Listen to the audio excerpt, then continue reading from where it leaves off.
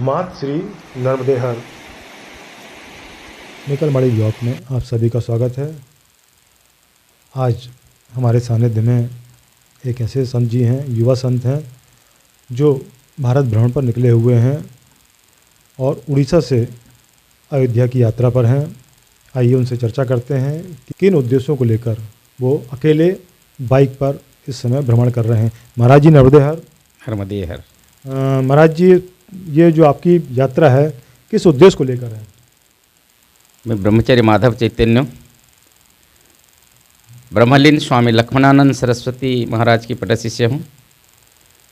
अब जो ये बाइक यात्रा है उड़ीसा कंधमाल मलकानगिरी से छत्तीसगढ़ होते हुए मध्य प्रदेश और उत्तर प्रदेश के तरफ, तो आज जो हमारा पास में एक सबसे बड़ी कठिनाई है कि 2022 वर्ष हो गया, उसके अंत हो गया, अभी हिंदुस्तान में सुरक्षित नहीं रह पाए। इसीलिए ये जो युवा संत यात्रा सारा भारत में अभी दिसंबर 1 में शुरू हुआ और 15 तारीख तक हमने पहुँचेंगे उड़ीसा अयोध्या, और 23 अप्रैल 2023 को प्रधानमंत्री को 10 करोड़ हिंदू दस्तखत हम सौंपेंगे। ये भारत को हिंदुस्तान बनाना है और हिंदू राष्ट्र जब घोषणा हो जाएगा तो हिंदू यहाँ सुरक्षित रहेंगे। और 2 नंबर मुद्दा है, आप सब जानते हैं 2008 अगस्त 23 तारीख को स्वामी लक्ष्मणानंद सरस्वती जी महाराज को जलस्पटा आश्रम में ईसाई लोग नक्सल के नाम पर हत्या कर दे। ये सारा भारत में एक बुवाल मचा था। एक राष्ट्रीय क्रांतिकारी संत थे। बनवासी क्षेत्र में 2000 आदिवासी लड़का और लड़की को लेकर एक गुरुकुल बनाया, जो प्रथमा मध्यमा और उपशास्त्रीय शास्त्री से पढ़ाई करके उनको एजुकेटेड बनाया, और 30,000 आदिवासी वनवासी लड़का लड़की को एजुकेटेड बनाया। ये प्रमाणित है। और उसी महात्मा को उनका एक लक्ष्य था जो गौमाता की रक्षा होना चाहिए और भारत हिंदू राष्ट्र होना चाहिए। इसीलिए वो लोग हत्या कर दे, और जो हत्याकारी है उनको फिर 14 साल से सुप्रीम कोर्ट बेल दे दिया। लेकिन सबके मन में है, जो दारा सिंह है, ग्राहम स्टेन्स की हत्या सबके मन में है, वो आजीवन है, लेकिन उनका बेल मिलने के बाद भी वो जेल में है अभी। लेकिन स्वामी लक्ष्मणानंद सरस्वती महाराज की जो हत्याकारी है, जो शूटर है, वो प्रूफ है। मैं उसी केस के आई विटनेस हूँ। लेकिन वो लोग को सुप्रीम कोर्ट कैसे बेल दे दिया। लेकिन उनका एक गलती दारा सिंह का था, वो एक क्रिश्चियन पादरी को हत्या की, और वो जो आज़ाद है स्वामी लक्ष्मणानंद सरस्वती महाराज की जो हत्याकारी वो आज़ाद है, वो ईसाई है और वो हिंदू संतों को हत्या कर दे, इसलिए उनको बेल मिल गया। इसी मुद्दे पर हमारा ये जो अभियान है, ये अयोध्या तक, अयोध्या में 15 में बैठक है, और बैठक के बाद 23 अप्रैल 2023 को हमने ये 10 करोड़ दस्तखत प्रधानमंत्री को सौंपेंगे। और एक मुद्दा है हिंदू राष्ट्र संत, और जैसा कि आपने बताया युवा संत, तो ये मतलब किन आयु एज के बीच के हैं? ये सब 25 से 35 साल के बीच में है सब। हाँ, और युवा संत जब युवा नहीं निकले तो माता की सुरक्षा नहीं हो पाए। इसीलिए माता बहन को सुरक्षा करने के लिए घर में युवा की चाहिए, और देश की और धर्म की रक्षा करने के लिए भी युवा ही चाहिए। इसीलिए हमारा सब लक्ष्य है युवा संत ही धर्म की सुरक्षा के लिए निकले। तो ये विभिन्न प्रांतों जैसे साधु संतों के बीच, तो ये बैठक कब हुई, कब ये विचार किया गया कि हर संत जो है अपने अपने क्षेत्र से और अयोध्या जी पहुंचने का निर्णय ये 2 महीना से शुरू हुआ है, और एक टाइम निर्धारण था और दिसंबर 1 तारीख, और सब दिसंबर 15 तक पहुंच जाएंगे अयोध्या। इस दौरान लगभग आप जैसे आपकी बात करें तो कितने किलोमीटर का सफ़र करेंगे आप?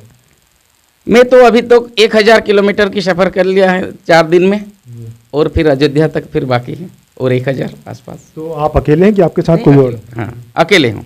तो क्या दिनचर्या रहती है इस दौरान सफ़र की? सुबह 5:30 से 6 बजे तक बस सब नित्य कर्म के ख़त्म करने के बाद फिर पास में जहाँ भी जो भी कोई शिव जी के मंदिर है, कोई जो भी तीर्थ क्षेत्र है, उसका फिर दर्शन करके कुछ जलपान करके एक वो निश्वास में गाड़ी एक बार स्टार्ट हो जाएगा और फिर जहाँ हमारा पहुँचने के 200 से 300 350 तक ज़्यादा से ज़्यादा हमारा जो रुकने के लिए निर्धारित पॉइंट है वहाँ पर हम पहुँच जाएंगे और खुद ही हिंदुओं को फिर ढूंढेंगे कौन हिंदू हमको सपोर्ट करेगा। कोई संघ विश्व हिंदू परिषद किसी अधिकारी को पूर्व सूचना नहीं है। हाँ, खुद सूचना बना के फिर पहुँचें, संपर्क करें, वहाँ रहें और बस हमारा जो विचार है विचार उसके पास पहुँचाएं।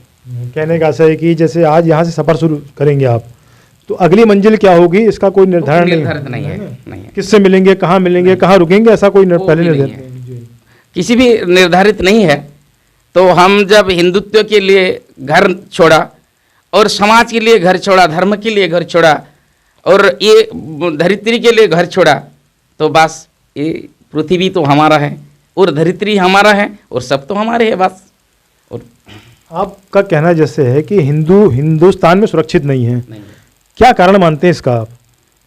देखिए, पराधीन तो मैं हर बात में भी बोलता हूँ। और देखिए, जब भारत स्वाधीन नहीं था, पराधीन था, पराधीन की एक कारण है हिंदू ही थे, लेकिन कुछ जो ईसाई निकले, वहाँ मुसलमान निकले। ठीक है, भारत भी स्वाधीन हो गया। स्वाधीन होने के बाद आज जो राजनीतिकरण है और जो हमारा जो संविधान है, भारत है, एक भारत एक संविधान एक कानून सबके लिए होना चाहिए। लेकिन यहाँ हिंदू के लिए अलग कानून है, मुसलमान के लिए अलग कानून है, ईसाई के लिए अलग कानून है। इसीलिए आज जो समस्या हमारा सबके ऊपर है, हम हिंदू सुरक्षित नहीं है। ये जो एक देश एक संविधान होना चाहिए, एक देश अलग संविधान जब तक रहेगा, इस देश में हिंदू असुरक्षित ही रहेंगे। राजनीतिक पार्टियों को कितना दोषी मानते हैं आप हिंदुओं की ऐसी स्थिति में? 100%। यहाँ पहले क्या था, पहले मुस्लिम मुगल थे, उसके बाद ईस्ट इंडिया कंपनी आए, ईसाई आए, उसके बाद 1947 से आज तक हिंदू असुरक्षित है। इसके एक कारण राजनीतिक दलों के लिए। मोदी जी की सरकार है, उससे कितनी उम्मीद है आप लोगों को? उम्मीद तो अभी करता हूँ, इसीलिए हमने की दस्तखत हमें सौंपेंगे 10 करोड़, हाँ 10 और इसीलिए कि आप हिंदू हैं और घर परिवार राष्ट्र के लिए आप छोड़े हैं। एक ही पृथ्वी में एक ही स्थान है, वो भारत, और जहाँ सब आके भी यहाँ शरणार्थी नहीं तो सुरक्षित रहते हैं। इसीलिए हिंदू का एक जगह ये भारत है, हिंदुस्तान है। हिंदुस्तान के नाते हम स्वाधीनता जो आंदोलन है ये हिंदुस्तान के लिए लड़े। हाल ही में एक हत्याकांड बहुत चर्चा में रहा है, आप भी जानते होंगे, आफ्ताब, जिसने अपने साथ रहने वाली लड़की के 35 टुकड़े किए और फ्रिज में रखे। ये बहुत चर्चा में है। इस तरह के हत्याकांड के पीछे क्या कारण, क्या मानसिकता मानते हैं आप? देखिए, जब धर्म जब सुरक्षित नहीं है, धर्म की 7 मानदंड है। कहा जाता है गो भी विप्रेश्च वेदेश्च सती भी सत्यवादी भी अलुब्धि दानशीलिश्च सप्ति भी धार्यते मही। जब ये पृथ्वी धरित्री भी जब सुरक्षित रहेगा तो यहाँ 7 के मानदंड है। एक गोमाता है, आज गोमाता सुरक्षित नहीं है। हाँ, यहाँ विप्र, यहाँ ब्राह्मण समाज की पंडित लोग, शिक्षित लोग यहाँ सुरक्षित नहीं है, विप्र है। वेद, आज शास्त्र सुरक्षित नहीं है, शास्त्र सुरक्षित नहीं है। इस कारण हम बोलते हैं आज संविधान हमारा शास्त्र है, इस शास्त्र को कोई मानने वाला भारत में नहीं है। आज देखिए, एक संविधान और 2 विधान है, हिंदू के लिए अलग है, मुसलमान के, ये शास्त्र भी सुरक्षित नहीं है ना। गो भी विप्रेश्च वेदेश्च सती भी, यहाँ सती नारी सुरक्षित नहीं है। तो आज सती तो छोड़ो, नारी सुरक्षित नहीं है। इसके कारण हमारा संविधान है ना। और सत्यवादी, जब राजनीति में त्यागी नहीं आएगा, पहले क्या था, रामायण के युग में, महाभारत के युग में भी जो राजा था, राजा का गुरु था। राजा कुछ गलती करे तो गुरु, फिर वहाँ का जो धर्म सभा है वो सभा की श्रेष्ठ गुरु है और गुरु लोग बैठते। वहाँ सन्यासी के स्थान था, ब्रह्मचारी का स्थान था। लेकिन आज जो नेता लोग जाते हैं वो तो अनपढ़ है और उनका सचिव शिक्षित है। हाँ, ये राजा, मूर्ख राजा के कारण आज इस देश की और नारी समाज की स्थिति है। नहीं तो यहाँ 35 टुकड़े क्या, 35 शब्द भी बोलने के लिए साहस नहीं रहेगा। ये मूर्ख राजा के कारण और निर्लोभी, आज निर्लोभी कौन है? सब नेता तो लोभी है, राजा निर्लोभी होना चाहिए। आज की नेता में करोड़ों करोड़ों रुपया मिलता है घर में, ट्रक में भर के ले जाते हैं। और अभी उड़ीसा में एक इलेक्शन था, 3 घर पकड़े तो 3 ट्रक के आसपास नोट मिले। हाँ, वो तो इलेक्शन के तो दिखाए नहीं। तो उसके बाद निर्लोभी और त्यागी, ये दानशील व्यक्ति, आज दानशील व्यक्ति कौन है? इसीलिए धर्म असुरक्षित है और हम जो सब हिंदू है, हिंदू इसलिए असुरक्षित है।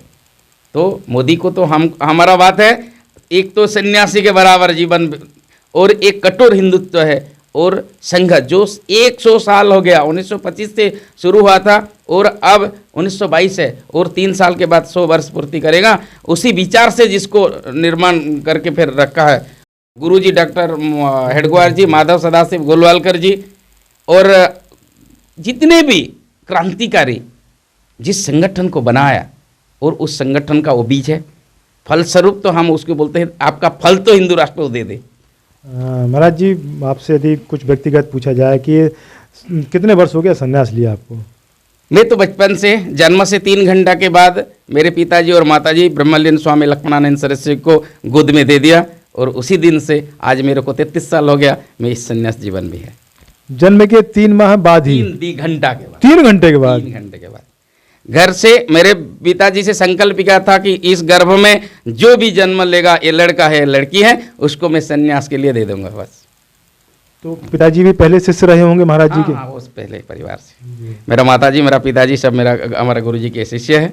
हाँ, तो आपका लालन पालन गुरुकुल में हुआ? कहने नहीं, घर में हुआ, लेकिन अनियमित बस गुरुकुल और कंधमाल में जो हमारा गुरुजी के जो क्षेत्र था, उसी क्षेत्र में हमारा पिताजी भी थे। बस घर में भी गुरुजी के हमारा बस निवास था, और घर और आश्रम मेरा बराबर है। शिक्षा दीक्षा कैसे हुई क्या? मेरा तो MA है, और स्नेक हेल्पलाइन में आप सब जानते हैं, नेशनल ज्योग्राफी में जो चैनल है, 2004 में मेरा इंटरव्यू था साउथ अफ्रीका जाने के लिए, और उसके बाद मेरा गुरुजी के बाद है, नहीं तुमको ऐसा सर्विस हम दे देंगे, ना रिटायर है ना सस्पेंड है, प्रमोशन ही प्रमोशन। मेरा दिमाग में आ गया फिर, और अलग कुछ है। हाँ, और देखा तो फिर एक गैरिक भगवा मिल गया मेरे को। और यदि संन्यास की बात करें, आश्रम की बात करें, तो एक जो पद रैंक होती है, तो उस पर क्या रैंक माने आपकी? मैं तो अभी कहा जाता है तो मैं आचार्य महामंडलेश्वर के जब रैंक है, और मैं आचार्य के रूप में हूँ। और गुरुकुल की विद्या पढ़ाई करने से वेदांत में भी मैं वेदांत दर्शन के आचार्य हूँ। इसलिए मेरा पोस्ट तो बहुत ऊपर में है अभी। हाँ, कितने शिष्य वहाँ होंगे जिनको शिक्षित दीक्षित किया जाता है उस समय? नहीं, अभी तो देखिए मेरा उम्र, और मैं जिस कार्यक्रम में से निकला, जब 2008 में मेरा गुरुजी की हत्या हो गया, और उसी केस की मैं आई विटनेस हूँ, मैं अकेले ही वो हत्या में बचे, 5 संतों को मार दिए वो लोग, ईसाई लोग। तो उसके बाद जो गुरुकुल की संभालना, उसके बाद खुद इलाका में हिंदुत्व को बचाना, इसलिए जो काम रहे, इसलिए हमने कुंभ ने और संतों के संग में नहीं, लेकिन हिंदू राष्ट्र के लिए, हिंदुत्व के लिए हम हर टाइम पे हूँ। चलिए, आप नर्मदा क्षेत्र में आए, आपका बहुत बहुत अभिनंदन है, और माँ नर्मदा आपके जिन उद्देश्यों को आपने मन में लिया है उन्हें पूर्ण करें। आपका बहुत बहुत धन्यवाद। नर्मदे हर। नर्मदे हर।